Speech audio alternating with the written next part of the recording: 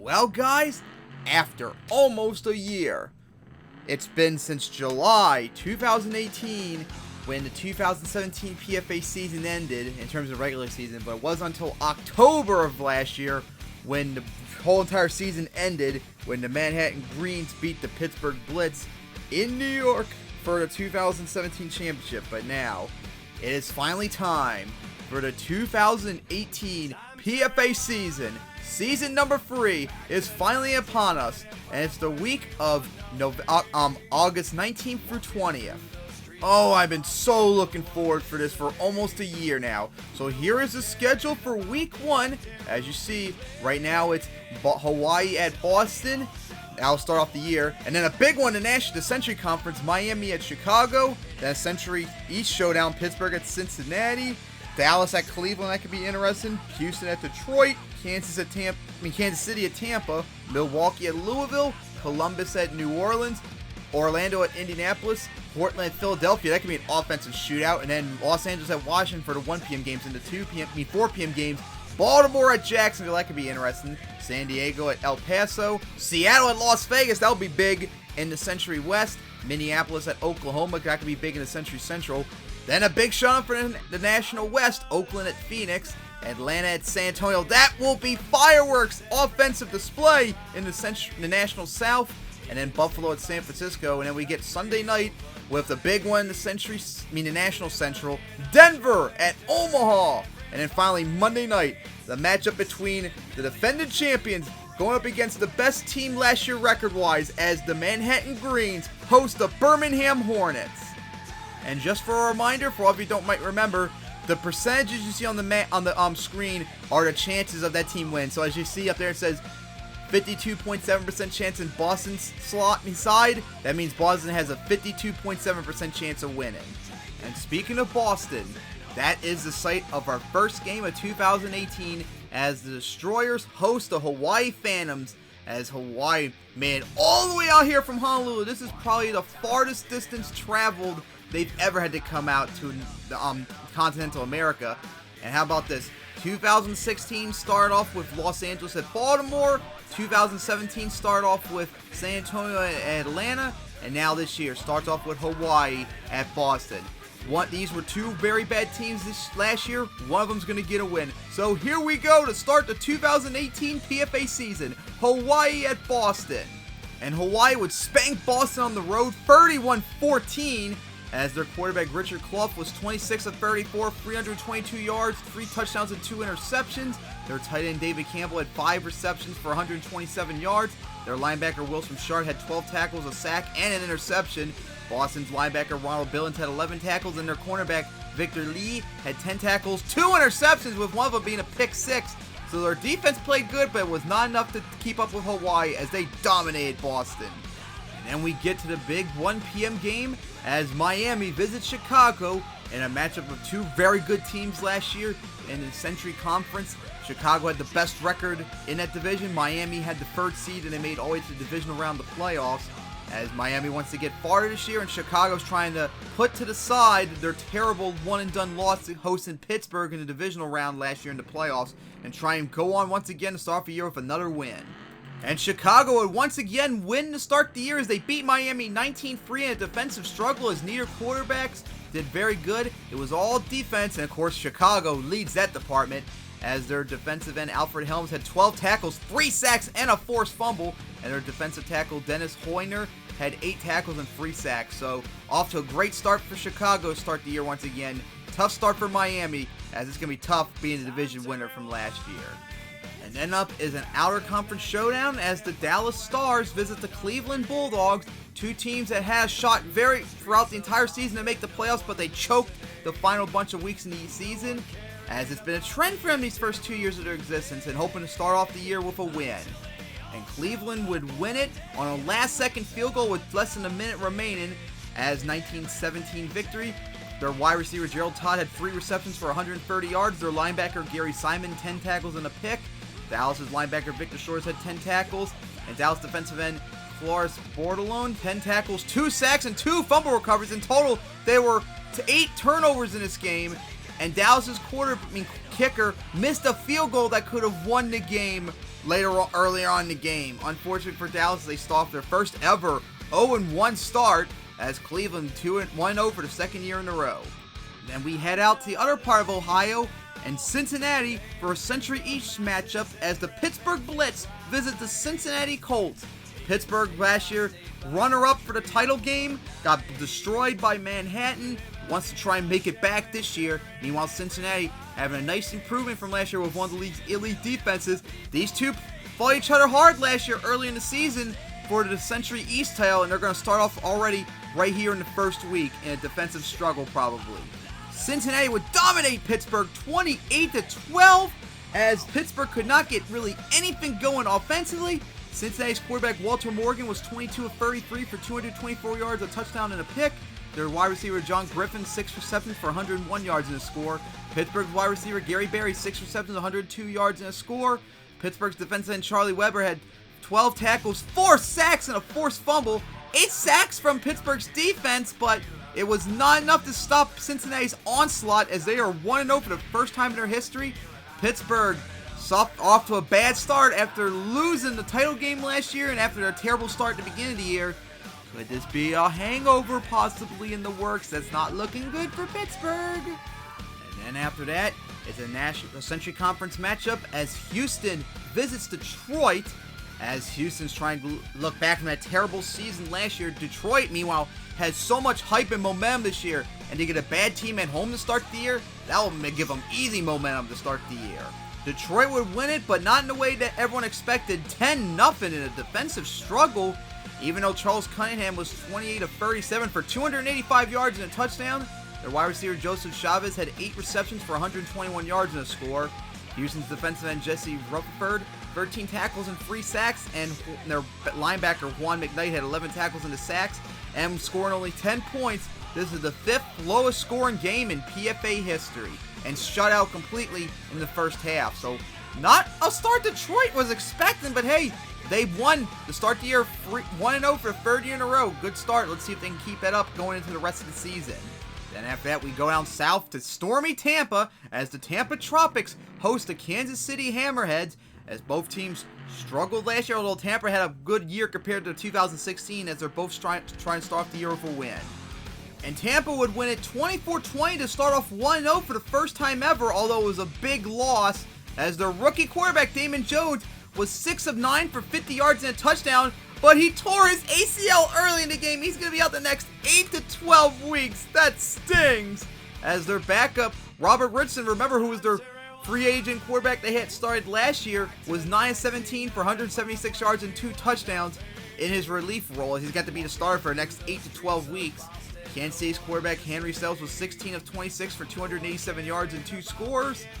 And their Tampa's wide receiver Edward Govin, their first pick last year, 3 receptions, 158 yards and a touchdown. Kansas City's wide receiver Reginald Jones, 2 receptions, 145 yards and 2 touchdowns.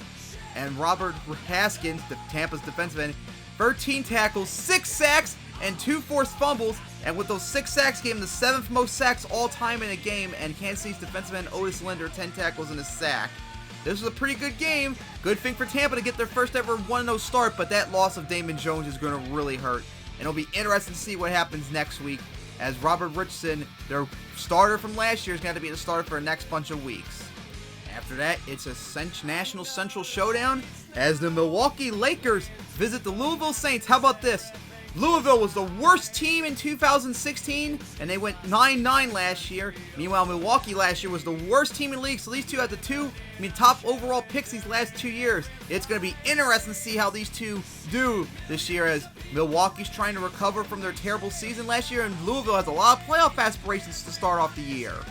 And Milwaukee would pull off an upset as they win 17-10 on the road to start off the year for a win. How about that? Not bad after going 2-16 last year, as Louisville's quarterback Stanford Fink was actually outplaying Herman McLendon, was 17 of 26 for 233 yards, a touchdown, and a pick. And their wide receiver Scott Bueno had 5 receptions for 144 yards and a touchdown. Louisville's linebacker Mercier had 11 tackles, and Milwaukee's linebacker Herod had 13 tackles and 2 sacks. And Milwaukee's defensive tackle Mulkey had 7 tackles and 6 sacks which is 8th most all time, and that also tied his sack total from last year, so he already beat last year's total sacks in just one game. In total, Milwaukee forced 13 sacks on Louisville. Oh my God, what is up with Louisville's offensive line? If they want any playoff aspirations, they better fix that offensive line and protect Fink at all costs, or it's going to be downhill from there. Big win for Milwaukee on the road. It'll be interesting to see if they can keep that up for the rest of the year, though. Tough start for Louisville, though. After that, we head down south to New Orleans as the New Orleans Jazz host the Columbus Barons in a battle of last-place teams in their division in the Century Conference. Columbus would get the victory on the road 10-6, as it was all defense, as Columbus got their first ever 1-0 start, as it was all New Orleans' defense that dominated, but their offense could not get mustered, as their linebacker Garcia had 12 tackles, a forced fumble and recovery. Cornell had 10 tackles, and their corner Shafir had 10 tackles and an interception. Columbus' linebacker Lafleur had 11 tackles and 3 sacks, and total 10 sacks by Columbus' defense. So both defenses played very good in the end. Columbus's got the extra touchdown needed for the win, as they got their first 1-0 start in franchise history. After that, we head back up north to Indianapolis, and another outer conference showdown as the Orlando Astros visit the Indianapolis Express, as Indianapolis struggled all year last year, could not get above 500 once again. Meanwhile, Orlando had that really hot start, remember, but collapsed the rest of the way with a very strong offense but a very bad defense. It's going to be interesting to see which one of these teams will start off with a win. And Indianapolis would get it in a hard-fought game, 27-24, as their quarterback Rodney Sanders was 18 of 26 for 289 yards and 2 touchdowns. Their wide receiver Ivy had 4 receptions for $140. Orlando's wide receiver Moses had 4 receptions, 110 yards and 2 scores. Or Indianapolis' defensive end Turley had 11 tackles and 3 sacks, and Orlando's linebacker Lyons had 10 tackles. And this is also Indianapolis' first 1-0 start, I believe. And also, believe it or not, all of the Century South lost their first game in the year, so everyone's 0-1. I don't think this has ever happened in PFA history. Everyone starts off the year in 0-1 in the division. Wow, that is incredible. And then it's Portland Dragons visiting the Philadelphia Hawks out in Philly, as it's raining. As both these teams struggled really badly last year and want to finally make their first playoff appearance this year, and this could be an offensive shootout. Philadelphia would win it 30-24, as it was offensive, but unfortunately for Portland, Frederick Van Dyke, their starting quarterback, suffered a hyperextended knee during the game, so he might be questionable for next week. Meanwhile, his backup, Joe Reddy, was 20 of 39, 340 yards and a touchdown. Meanwhile, Philadelphia's quarterback Leroy Black was 19 of 31 for 357 yards, 4 touchdowns and 2 interceptions. Portland's wide receiver Spencer had 5 receptions for 121 yards and 2 scores. Meanwhile, Philadelphia's 2 offensive playmakers, Brian Coombs, 3 receptions, 152 yards and a score, and Everett Shapiro, 3 receptions, 145 yards and 2 scores. And Philadelphia's linebacker James Harlan had 10 tackles. So Philadelphia started off 1-0 for the first time ever, as they got off to a good start, as Portland not looking good to start the year, not only losing, but their quarterback possibly not playing next week. That's not good. Then we go out to D.C. as the Los Angeles Angels visits the Washington Americans, as this is Washington's first time starting with their quarterback Peter Rose, who they just traded from the Oklahoma Oilers. That'll be interesting to see how he does with this really good defense, as Los Angeles in the middle of a quarterback controversy, trying to see what they can do this year to get back into playoff contention after they made the playoffs the last year. Washington would win in the first overtime game of the year, 28-22, as Los Angeles had a 15-0 lead at one point deep in the third quarter, but they choked it and was outscored 28-7 the rest of the way, as Peter Rose, Washington's quarterback, was 18 of 39, 234 yards, 3 touchdowns and 2 interceptions. Not a good start, but he helped lead the comeback, so that's good for him. As Los Angeles wide receiver Dennis had 5 receptions, 120 yards and a score. Washington's wide receiver Michael Jackson, 8 receptions, 102 yards and a touchdown. Joshua Levy, their linebacker for Washington, had 13 tackles, and their cornerback Roy Correll had 13 tackles. And also Los Angeles kicker missed a field goal in the first quarter that would have won the game if they kept up. So yikes, 2 teams have blown 2 field goals this year, but so far, that's not a good start for Los Angeles. 15-0 in the third quarter and choked it away. Good start for Washington. That's a good sign for their offense to go on into this year. And then we get to the 4 p.m. games in a very hot Jacksonville day as the Baltimore Charm visits the Jacksonville Bucks. As Baltimore, remember last year, were supposed to be PFA Bowl contenders, but choked and went 8-10. Meanwhile, Jacksonville made the playoffs with one of the league's best offenses. They're trying to make one step closer this year and make it to the championship this time. And Baltimore would spank Jacksonville 38-23 to ruin that chance so far, as their quarterback Andrew Lasser had an awesome start to the year. 18 of 23 for 297 yards and 4 touchdowns.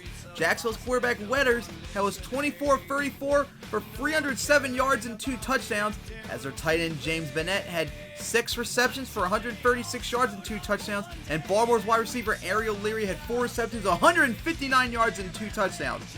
Really good offensive day for both teams, but Baltimore off to a very explosive start to the year that Jacksonville's defense once again could not keep up with, along with their offense, as Baltimore off to a 1-0 start for the 3rd year in a row as Jacksonville, after starting off like 8-0 last year, yikes, already starting off the year with a loss and looking like the team that was in 2016. After that, we go out to El Paso for a Century West matchup as the San Diego Rays visit the El Paso Mustangs in a very stormy day. I bet they wish they were in Mexico City, because remember last year's game between these two were in Mexico City, but of course now back here in El Paso. As let's get this game underway. And once again, El Paso dominated 20-6 in a defensive struggle, believe it or not, as El Paso's running back Allen Davis had 26 attempts for 132 yards. San Diego's defense was swarming today as their linebacker Aaron Silver 17 tackles and Joseph Quintana 12 tackles. Their defensive end Ray had 7 tackles and 4 sacks, and their defensive end De La Torre had 5 tackles, 5 sacks, and a fumble recovery. El Paso's linebacker Corwood had 10 tackles and 2 sacks in total. San Diego had 11 sacks, but it was not enough to win as El Paso dominated the score, although it was tied up until the 4th quarter before they choked it. So El Paso 1-0 for the first time ever in their franchise. They're trying to get ready to go back and make it to PFA Bowl 3, which they almost made last year. Then we head out to Vegas for one of the hottest games ever, as it's the Seattle Quakes visit the Las Vegas Gamblers, as these two tied last year in their division. But remember, Seattle swept Vegas, so that allowed Seattle to get into the playoffs.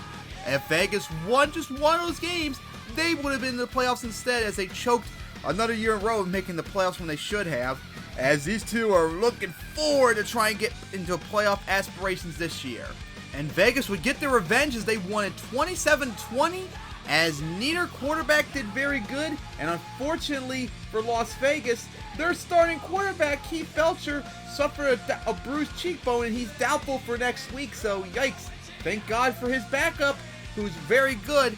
But meanwhile, their wide receiver John Maxwell had 6 receptions for 111 yards and 2 touchdowns, and Seattle's linebacker James Torres had 13 tackles and a sack. Las Vegas pretty much dominated this game and got off to a good start, but Seattle, not the start they wanted, as they were 0-1 for the first time ever. And after that, we head out to Oklahoma for a Century Central showdown, as the Minneapolis Cincinnati visit their division rival Oklahoma Oilers in a matchup between a good defense against a really good offense, as Oklahoma made it to the playoffs last year. And now the quarterback controversy is upon them, looks like, as Wiley Chester's now the definite starter, as he needs to show that he was the right choice for them, as Minneapolis trying to start off good this year. And Minneapolis dominated Oklahoma on the road 30-16, as, oh my goodness, Wiley Chester did not really have a good game, but Minneapolis' quarterback Michael Fields, who was like one of the worst quarterbacks rookie class last year, was on fire. 22 of 28, 352 yards and 2 touchdowns. And their wide receiver Alan Fernandez had 6 receptions, 124 yards and a touchdown. And John Caskey had 5 receptions, 150 yards and a touchdown. Oklahoma's wide receiver Paul Hillman had 5 receptions for 106 yards. And their linebacker Matt Duff had 14 tackles, 2 forced fumbles, and recovered one of them. That is definitely not the start Oklahoma wanted. And Minneapolis, wow, rocked and shocked PFA so far with that dominant victory, especially on the offensive side. Michael Fields had a great game today, one of the best in his career. Let's see if he can continue that up and Minneapolis keep this momentum going into next week to try and finally make their first playoff appearance. Then we're back out west in Glendale as we have a National West showdown in one of the hottest games ever in PFA history, even though it's indoors, so the sweltering 100-degree heat won't affect the players, as the Oakland Majors visits the Phoenix Storm, as these two, to the final week of the season, were fighting for that National West title, which Oakland won, as Phoenix, after that terrible season last year, hoping to get a win to start the year off. And Oakland's trying to get momentum to get further into the playoffs than last year. And Phoenix would get the revenge 26-14 as they dominated in the fourth quarter. Despite this, Ruben Williams, who had a tough year last year, actually was 22 of 33 for 229 yards and 2 touchdowns. That was like one of his best games as Oakland's quarterback. Well, Phoenix's running back David Sexton, 33 carries for 91 yards, but 2 touchdowns. And their linebacker Aaron Stokes had 11 tackles. Oakland's linebackers Paul Lurie had 15 tackles, and Fernandez had 11 tackles. Good start for Phoenix to start off the year good, as they're 1-0 for the third year in a row, and a tough loss for Oakland, as they need to fix that momentum to try and get back into contention, because it's not going to be easy, it looks like, with Phoenix being in the way. And then we head down to San Antonio for a National South matchup. Offensive fireworks we're going to be seeing as the Atlanta Trojans meet the San Antonio Longhorns. Oh my God, their game last year here was the highest scoring game. Remember, it was like almost 90 points or plus points we were talking about. It was high scoring as hell. Will that happen once again? We're going to find out, as San Antonio's trying to get off to a good start, which they have not really done in their first 2 years, to make it back to conference championship and finally make it to PFA Bowl 3. And San Antonio would win it, but not as high scoring as last year, 31-24, as they were up 24-7 at one point, but then they choked it, and Atlanta tied the game up at 24 before San Antonio on the final drive of the game, or at least one of the final drives, managed to get a touchdown to seal the victory. Atlanta's quarterback Cody Perry, 20 of 27, 274 yards, 2 touchdowns and a pick.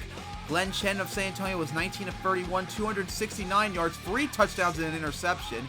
San Antonio's running back Elvis Smith was 23 carries, 107 yards and a score. And their wide receiver Scott Lopez had 4 receptions for 125 yards and 2 touchdowns. Atlanta's wide receiver Christopher Eaton, 4 receptions for 110 yards and a touchdown. And their San Antonio's defense, their linebacker Gardner, 12 tackles and an interception. And their defensive end Harvey Crawford, 11 tackles and 3 sacks. Good game for both of them, but once again, San Antonio just held on for the win. And then we head out to Santa Clara as the San Francisco Union hosts the Buffalo Sabres, as both teams struggled badly last year, as San Francisco trying to get another win season again. Buffalo is trying to get back into contention for a 500 season before thinking about the playoffs. And San Francisco would destroy Buffalo 41-10, and in fact, the San Francisco was up 41-0 until they let Buffalo score 10 measly points. Oh my God, what a beatdown it was. San Francisco's quarterback John Getz was 19 of 25 for 222 yards and 2 touchdowns. And their running back Anthony Marks, 20 carries, 160 yards, and 4 rushing touchdowns. That is the first time in PFA history a running back got 4 rushing touchdowns, as that's now the all-time record in a game. 4 of them. Oh my goodness.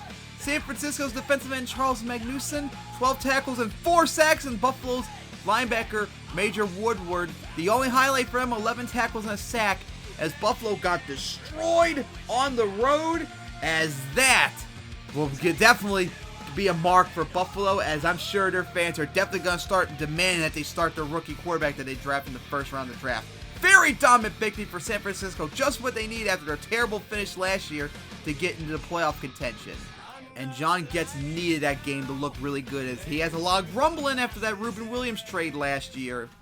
And then it's Sunday night, the first Sunday night game in the rain, as it's a division matchup in the National Central, as the Denver Miners visit the Omaha Thunder. Denver, remember, won the division last year, although they did not look good. Meanwhile, Omaha choked their title defense last year. That 9-1 start finished 10-8, as both of these teams are going to try and win to keep up with Milwaukee and Indianapolis in their division. This is a very big game, as these two absolutely despise each other. And Omaha would get the victory in the end, 17-16. A defensive struggle, as Denver's quarterback Zachary Ellis had a lot of yards but could not get a touchdown, as Omaha's quarterback Archie Marvin showing how it's done, 14 of 22 for 305 yards, 2 touchdowns but a pick. As you see, Zachary Ellis was 27 of 43, 325 yards, but just could not get into the end zone, as Stephen Carmona, Omaha's wide receiver, had 2 receptions, 129 yards, and a touchdown. And Denver's wide receiver Carl Thompson, 5 receptions for 146 yards. Denver's defensive end Craig Early, 11 tackles and 4 sacks. 8 sacks by Denver's defense, which was really dominant, but they just could not get the win as they let Omaha come back on them. Omaha 1-0 for the 3rd year in a row, as Denver's 0-1 for the 3rd year in a row. Yeah, can't wait to see what happens next time when these two play in Denver, see how much time has changed between these two, see who's in contention then or not. And then it's Monday night, the first Monday night game of the year, and it's a big one, as it's a matchup between the 2 best teams in the National Conference, as it is the defending champions, Manhattan Green, starting their title defense at home against the #1 team last year, the Birmingham Hornets, with the league's #1 defense of all time in PFA last year, and I would say one of the best defenses in football history. In the rain, these two are definitely looking forward for this game. And Birmingham would win it on the road 20-14 as they shut down New York 17-0 early into the game, as Manhattan's offense really could not get anything going. I guess they're going to have a hangover this year with their title win and all from last year. Birmingham's quarterback Ollie Burke outplayed Jamie Norwood, believe it or not, as he was 26 of 37 for 274 yards, 2 touchdowns and a pick. When Ollie Burke plays better than you, you know you're not doing good. As their running back Guy Metz had 31 carries for 103 yards. Their wide receiver Harvey Lewis had 6 receptions for 110 yards in its score. And New York's linebacker Juan Jones was the only highlight for them, as 14 tackles. Not a good start for Manhattan for their title defense, and Birmingham 1-0 for the 3rd year in a row, off to a good start for their try and get back to the PFA Bowl this year. And with that, Week 1 of the 2018 PFA season is in the books. As you can see right now with the division stands right now, in the National East, Philadelphia has a tiebreaker over Washington and Cleveland. The National Central, Omaha has a tiebreaker over Milwaukee and Indianapolis. In the National South, San Antonio has a tiebreaker over Birmingham and Tampa. And in the National West, Phoenix has a tiebreaker over Hawaii. In the Century East, Cincinnati has a tiebreaker over Columbus and Baltimore. The Century Central, Minneapolis has a tiebreaker over Chicago and Detroit. And the Century South, Orlando has a tiebreaker over everyone. That's the first time ever, I think, a division PFA started off 0-1, and everyone lost their first game. That's incredible. And then finally in the Century South, Las Vegas has a tiebreaker over El Paso and San Francisco in that division. And here is a brand new playoff format I made for this year after the last one I used the last 2 years, as has everyone here and the playoff bracket already ready to go. So in the National Conference on the left side, San Antonio and Phoenix have the byes, with Hawaii heading to Omaha and Milwaukee at Philadelphia. Well, if you can see, in order from top to bottom, from the right then to the left, Washington would be the 7th team if the season ended today to make the playoffs in that order. And then in the Century Conference, it's Minneapolis and Cincinnati with the byes. San Francisco would visit Las Vegas, and El Paso would visit Orlando. Chicago would be the team missing out in the playoffs. A lot of teams off 1-0 surprisingly, but some teams 0-1 to start the year, much to my surprise. And now we look at the schedule for Week 2, as it'll be San Antonio and Atlanta. Offensive shootout again, as they just played each other this week. Atlanta needs that win to get back into contention. Manhattan at Boston, Kansas City at Chicago, Washington at Cleveland. That could be big for the National East right now. San Diego at Columbus, Orlando at Dallas. That's going to be very important right now, since whoever wins that will lead the division right now, since that's a divisional game. Philadelphia at Indianapolis, one of those teams is going to be 2-0. That'll be interesting. Same goes for New Orleans and Miami. Whoever wins that will be a team that lead the Century South. So those two games we're going to have to keep an eye on. Oklahoma and Minneapolis. Yikes. That's going to be tough for Oklahoma. See if they can get back and get some revenge. Milwaukee at Tampa. 2 of these teams struggled last year, and one of them is going to be 2-0. That's going to be something. And 4 p.m., Detroit at Cincinnati. One of these teams is going to be 2-0 against an elite offense and an elite defense. And then Birmingham at Denver. That's going to be big. Let's see what Birmingham will do there. Los Angeles at Hawaii. Then Houston at Las Vegas. Portland at Oakland. Phoenix at Seattle. El Paso at San Francisco. That'll be interesting. And then Sunday night, a big showdown in the Century East as Baltimore visits Pittsburgh. That arch rivalry is going to get renewed. And on Monday night, it will be Omaha visiting Louisville. That will be interesting. But with that, Week 1 is finally in the books. Oh, all these months of waiting finally over as the 2018 PFA season is now beginning. See you guys hopefully soon for week 2. I am excited for this season. See you guys then.